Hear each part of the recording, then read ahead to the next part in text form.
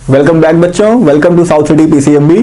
Class 9 की physics में हमने प्रीवियस क्लास में, प्रीवियस चैप्टर में, प्रीवियस वीडियो में हमने देखा था वर्क एंड एनर्जी स्टार्ट किया था। Work and energy chapter start किया था और वर्क के बारे में हमने इंट्रोडक्शन पढ़ा था कि वर्क क्या होता है। Work is done, work done कब होता है? जब हम कोई फोर्स अप्लाई करते हैं किसी बॉडी में और वो बॉडी में मोशन प्रोड्यूस होता है और वो कुछ डिस्टेंस मूव करती है, तो उससे हम बोलते हैं कि बॉडी ने वर्क किया। ये सब चीजें हमने पढ़ी थी। कुछ चीजें और पढ़ी थी। वर्क डन की यूनिट पढ़ी थी हमने कि क्या यूनिट होती है, इसकी जूल होती है। जब किसी बॉडी पर कोई वर्टिकल फोर्स लग रहा होता है या वर्क डन अगेंस्ट ग्रेविटी हमें फाइंड करनी होती है, तो कैसे फाइंड करते हैं ये हमने पढ़ा था। अब आज हम एक नई चीज पढ़ेंगे। कोई बॉडी वर्क कर रही है तो क्या होता है कि अभी तक हमने ये पढ़ा था कि एक ऑब्जेक्ट है, लेट अस सपोज एक ऑब्जेक्ट है और इस पर हम फोर्स अप्लाई कर रहे हैं और जिस डायरेक्शन में फोर्स अप्लाई हमने किया है उसी डायरेक्शन में ही बॉडी का मोशन हो रहा है, उसी डायरेक्शन में ही बॉडी का मोशन हो रहा है। बट अभी क्या हम देखेंगे कि जो फोर्स है, जिस डायरेक्शन में फोर्स लग रहा है हमारा, ठीक है, वो और जो डायरेक्शन ऑफ मोशन है वो क्या हो जाएगा, डिफरेंट हो जाएगा। तो उसके लिए क्या होगा कि हम जो force work done is equal to force into distance करते थे, ये फॉर्मूला नहीं लगाएंगे, तब ये फॉर्मूला अप्लाई ही नहीं होगा, इस पर लगेगा ही नहीं। हमें कुछ नया ट्राई करना पड़ेगा, उसको देखेंगे आगे। तो उसी को पढ़ते हैं कैसे। क्या होता है, आपने देखा होगा छोटे छोटे बच्चे होते हैं, आपने देखा होगा क्या करते हैं वो, उनके पास हम अगर उन्हें कोई खिलौना दे देते हैं ना, कार वार दे देते हैं खेलने के लिए, तो वो क्या करते हैं कि उसमें छोटी सी रस्सी बांध देते हैं। ये तो करते हैं, छोटी सी रस्सी बांध देते हैं, फिर उसको खींचते हैं, फिर उसको क्या करते हैं, खींचते हैं। इस डायरेक्शन में फोर्स लगता है। लेट अस सपोज ये कोई बच्चा है और ये देखो, सही सुना है, ये उस स्ट्रिंग को अपने डायरेक्शन में, अपने आगे बढ़ने की डायरेक्शन में, फॉरवर्ड डायरेक्शन में इसे खींच रहा है। बट क्या हो रहा है कि फोर्स की डायरेक्शन तो ये है, बट ये जो कार है, उसकी टॉय कार जो है, ये किस डायरेक्शन में मूव कर रही है, हॉरिजॉन्टल डायरेक्शन में मूव कर रही है। तो जो हमारा डायरेक्शन ऑफ मोशन है, जो हमारी डायरेक्शन ऑफ मोशन है और जिस डायरेक्शन में फोर्स लग रहा है, उसके बीच में एक एंगल क्रिएट हो रहा है। क्या हो रहा है, एक एंगल क्रिएट हो रहा है। Let us suppose this angle is theta, let us suppose this angle is theta. तो यहां पर जो वर्क डन होगा, वो जो वर्क होगा वो प्रोडक्ट होगा फोर्स के हॉरिजॉन्टल कंपोनेंट का और distance travelled by that object. अब फोर्स का हॉरिजॉन्टल कंपोनेंट क्या होता है? फोर्स का horizontal component is F into cos theta, the magnitude of force into cos theta. Cos theta मतलब कि जो एंगल बन रहा है डायरेक्शन ऑफ फोर्स और डायरेक्शन ऑफ मोशन के बीच में, उस एंगल का, उस थीटा एंगल का हम कौन सी वैल्यू लेंगे? कॉस थीटा लेंगे। सो F cos theta into S, S means the distance travelled by this body, ठीक है, distance travelled by this body. कोई भी फोर्स लगता है, अगर ऑब्लिकली लग रहा है, कोई एंगल बनाते हुए लग रहा है, लेट अस सपोज वो एंगल थीटा है, तो उसके दो कंपोनेंट होते हैं, एक हॉरिजॉन्टल कंपोनेंट होता है, एक वर्टिकल कंपोनेंट होता है। इस चीज को ज्यादा डिटेल में आप क्लास 11th में पढ़ेंगे। फिलहाल अभी के लिए आप इतना जानिए कि जो फोर्स किसी डायरेक्शन, किसी एंगल से लग रहा है, हमारे एंगल ऑफ, हमारे direction of motion, direction of force के बीच में अगर कोई एंगल लग रहा है, अगर कोई एंगल बन रहा है, तो उसका जो हॉरिजॉन्टल कंपोनेंट है that is cos theta. This is direction of motion, this is direction of force, and this is the theta angle. This is between the direction of force, direction of motion. तो यहां पे W is equal to F cos theta into S. as simple as that. ठीक है, ये बात होती है जो आपको याद रखनी है हमेशा। cos theta is the vertical, F cos theta is the horizontal component of this force. इस फोर्स का जो horizontal component होगा, horizontal component means इस डायरेक्शन में, horizontal डायरेक्शन में, और मोशन भी इस डायरेक्शन में हो रहा है बॉडी का।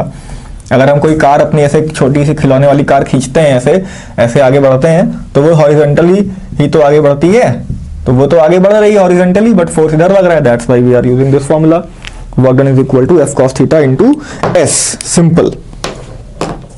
जैसे कोई क्वेश्चन मैं एक एग्जांपल से बताता हूं आपको, बहुत ही सिंपल सा एग्जांपल है, समझ जाएंगे आप इस चीज को एग्जांपल के थ्रू। क्या कह रहा है क्वेश्चन में कि अगर एक ऑब्जेक्ट है उसको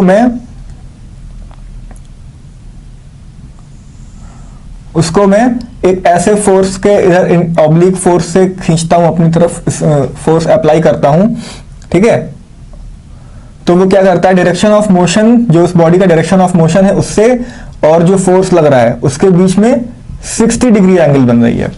इन दोनों डायरेक्शन में 60 डिग्री एंगल बन रही है। ये इसकी इनिशियल पोजीशन है और आगे उसकी फाइनल पोजीशन हो जाती है। तो फाइनल पोजीशन और इनिशियल पोजीशन के बीच में कितनी डिस्टेंस है, लेट अस सपोज कितनी दी हुई है, हमारे बुक में एक क्वेश्चन दिया हुआ है 10 मीटर इसकी फाइनल पोजीशन तक, ठीक है, ये दिया हुआ है।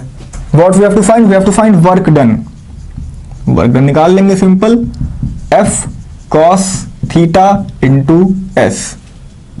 फोर्स कितना लग रहा है, फोर्स लग रहा है 5 न्यूटन का, F is equal to 5 newton. Put all the values, we know F is equal to 5 newton. cos theta means cos 60 degree. अच्छा, आप लोग क्लास 9th में पहुंच गए तो आपको इनकी वैल्यूज पता होंगी, cos 60 degree, cos 30 degree, sin 30 degree, sin 60 degree, sin 90 degree, cos 90 degree, cos 180 degree, सब पता होना चाहिए। अब cos 60 डिग्री की वैल्यू क्या होती है, 1/2 होती है। Yes, the cos 60 degree is equal to 1/2, that means 0.5 या 1/2 ही कर रहे हैं तो 5 इंटू 5, यही तो 1/2 हो जाएगा, वहां से कैंसिल हो जाएगा। तो that means 25 joule of work is done.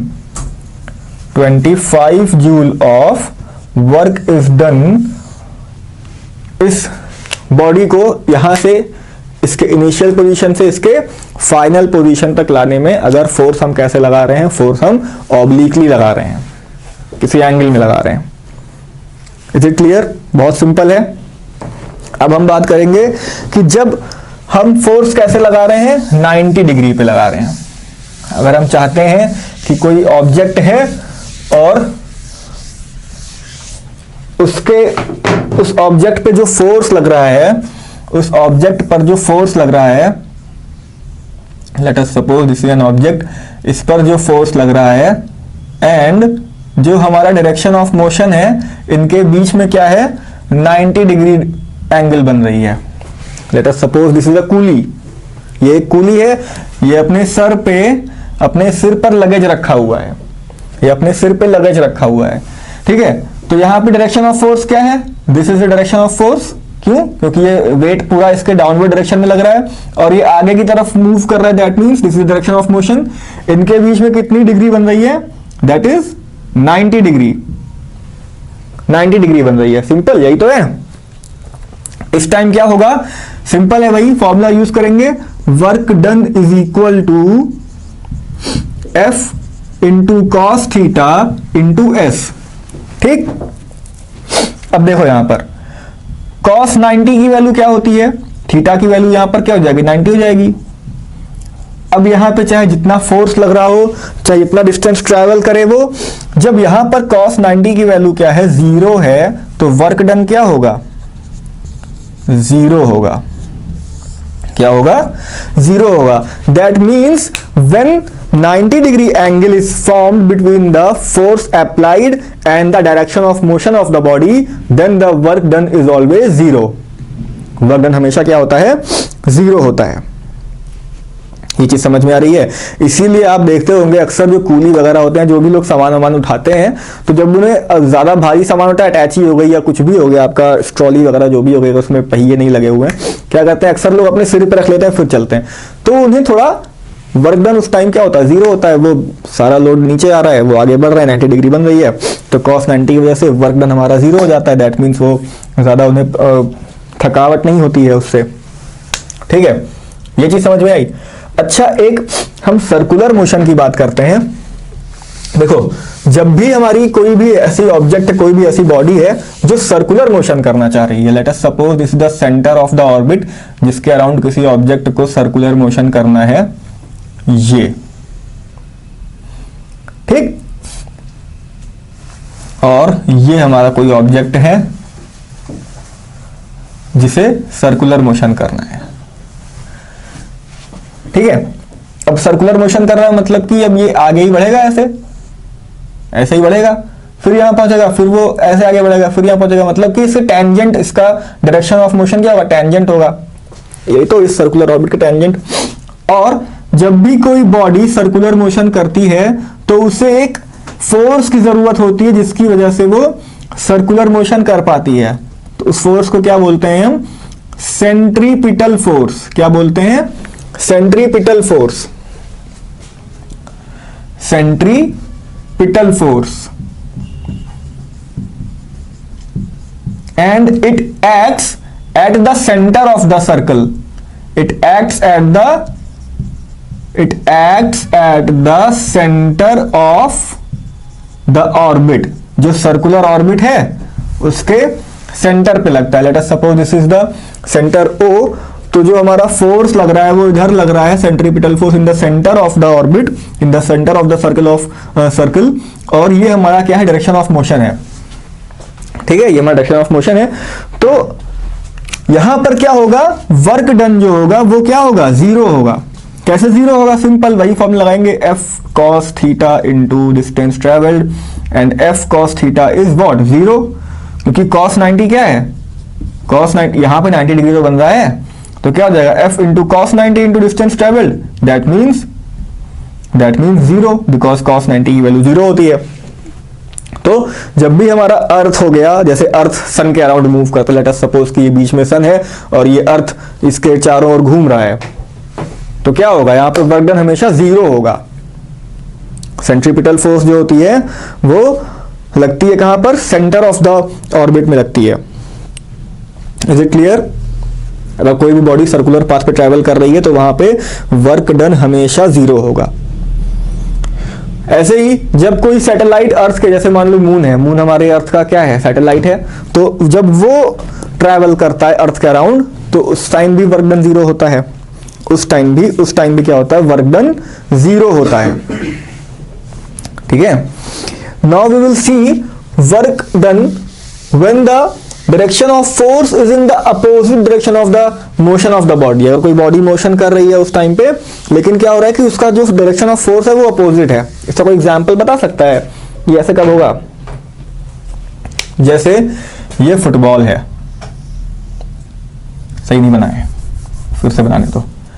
ये फुटबॉल है, अगर ये बन गई फुटबॉल, ये ठीक है, ये हमारी ग्राउंड पे रखी हुई है, फुटबॉल ग्राउंड पे।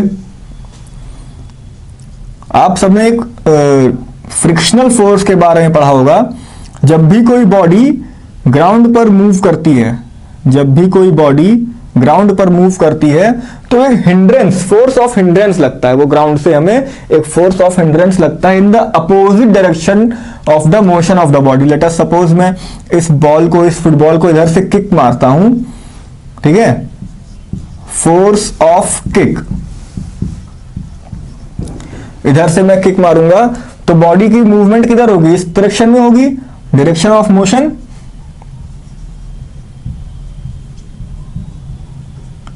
डायरेक्शन ऑफ मोशन ये है। ये बॉडी कहां पे आई, यहां पे आई, ठीक है, किक इधर से पड़ती है, डायरेक्शन ऑफ मोशन इस डायरेक्शन में है। बॉडी की फाइनल पोजीशन क्या हो गई, this is the final position of the body, this is the final position of the body. लेकिन क्या होता है, जब बॉडी हमारी इनिशियल पोजीशन से फाइनल पोजीशन पे जा रही होती है तो उसे फ्रिक्शनल फोर्स लगता है। क्या लगता है, फ्रिक्शनल फोर्स, फ्रिक्शनल फोर्स। उसकी डायरेक्शन क्या होती है, it is the opposite to the direction of motion.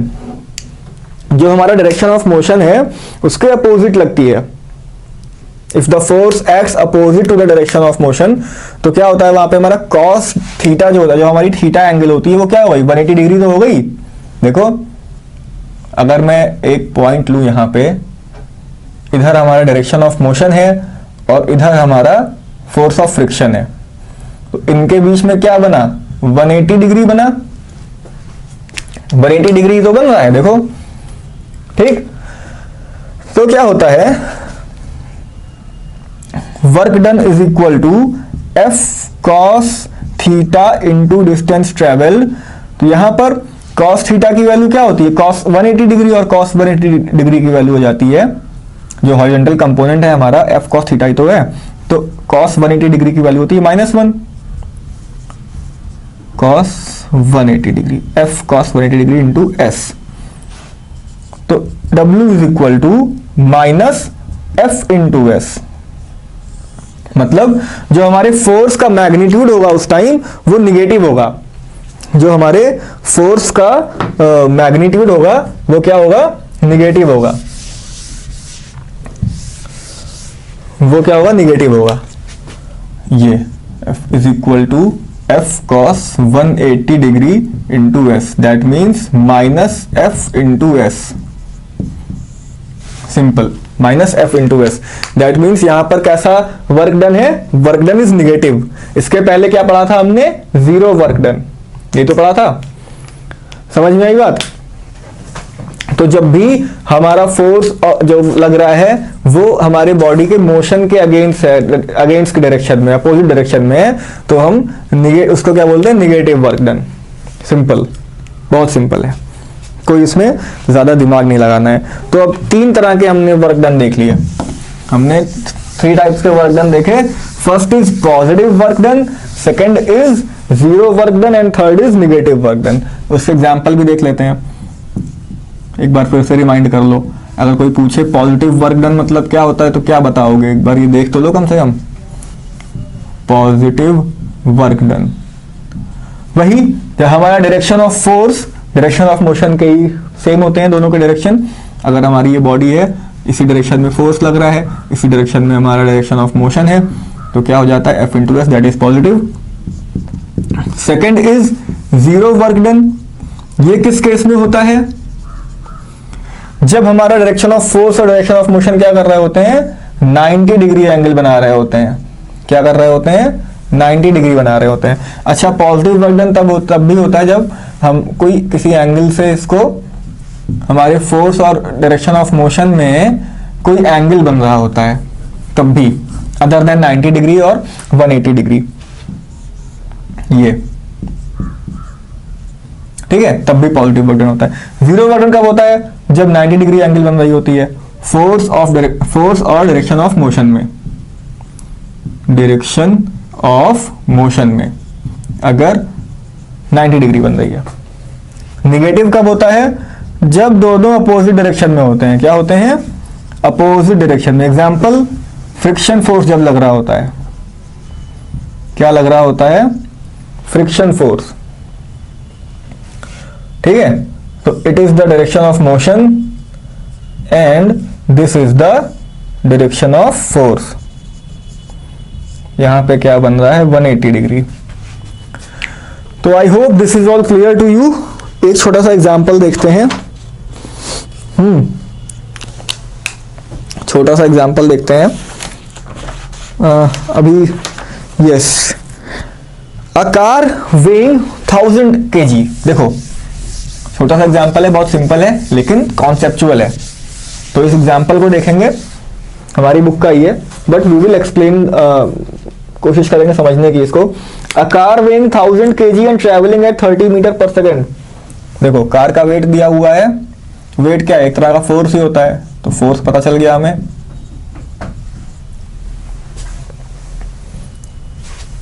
Thousand kg, ठीक है, नहीं मास है ये, sorry, this is mass is equal to 1000 kg and travelling at 30 metre per second. Speed दी है हमें 30 metre per second. Stops at a distance of 50 metre, stops at a distance of 50 metre. Decelerating uniformly, decelerating means होता है retardation हो रहा है, body की जो वेलोसिटी है वो डिक्रीज हो रही है, वो डिक्रीज होकर 0 पर आ रही है, रिटार्डेशन हो रहा है। What is the force exerted on it by the brakes, force find करना है, and what is the work done by the brakes. अब ये सब फाइंड करने के लिए, फोर्स फाइंड करने के लिए हमें उस एक्सेलरेशन को फाइंड करना होगा। उस एक्सेलरेशन को फाइंड करना होगा, कैसे करेंगे, सिंपल है।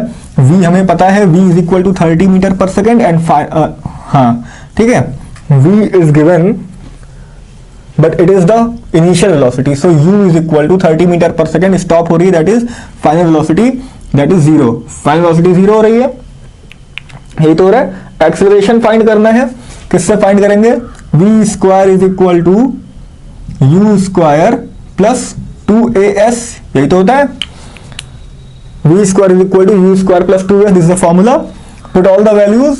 0 is equal to 30 square plus 2 into a into 50. क्या मिलेगा यहां पर? 30 का स्क्वायर यानी कि 900 एंड ये क्या हो जाएगा? 100a. ठीक है, 900 इधर आएगा निगेटिव और यहां से हमें क्या मिल जाएगा? -9 metre per second square. This is the x. अब देखो निगेटिव क्यों आया? क्योंकि क्या कर रहा था? रिटार्डेशन हो रहा है, रिटार्डेशन हो रहा है. ठीक है, जब रिटार्डेशन हो रहा है तो ये हमारी एक्सेलरेशन की वैल्यू आ गई. अब ठीक है, सिंपल फोर्स निकाल लेंगे. Force is equal to mass into acceleration. Mass दिया है 1000, पुट कर दो वैल्यू, पुट कर दो वैल्यू. 9 नेगेटिव में दैट इज -9000 न्यूटन. सिंपल. अब हमें वर्क डन निकालना है तो force into distance travelled. Work done is equal to force into distance travelled.